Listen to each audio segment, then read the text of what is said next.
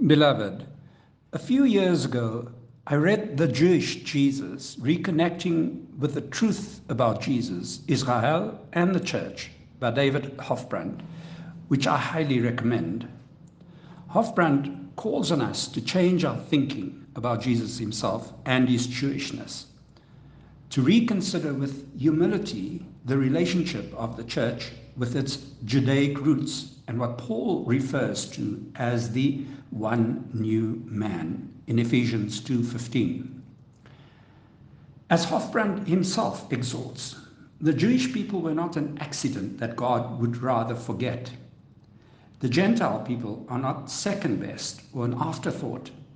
Together, this new community must be better, not worse, than what has come before. I wish to make the following observations. What we call the Old and the New Testaments are woven together. It is one word, one story, not two separate stories. The more we situate Jesus' teachings into their Judaic context, the more we make sense of the texts. The more scholars study Jesus' rabbinic approach, the stronger his claims are. He is, after all, our high priest after the order of Melchizedek, who was a high priest to Abraham. We are partakers of the promises which God made to Abraham in Genesis chapters 13 through 17. We have lost sight of Jesus' Jewish teaching methods because we view it through a Gentile lens and not a Jewish lens.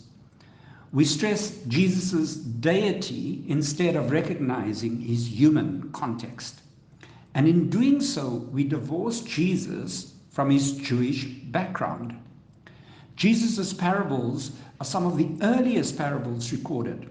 And today it is recognized that Jesus was in fact at the very forefront of this classically Jewish teaching genre, the parable. Similarities exist in some famous parables, like the parables of the lost sheep, the Good Samaritan, and many others between those taught by Jesus and the Jewish sagastic teachings. I draw your attention to this rabbinic teaching on bondage to sin. Sin starts out as a weak spider web, but then becomes as strong as an iron chain. Jesus is the one who breaks the chains.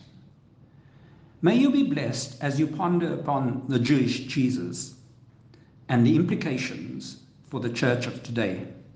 Stay blessed. Shabbat Shalom.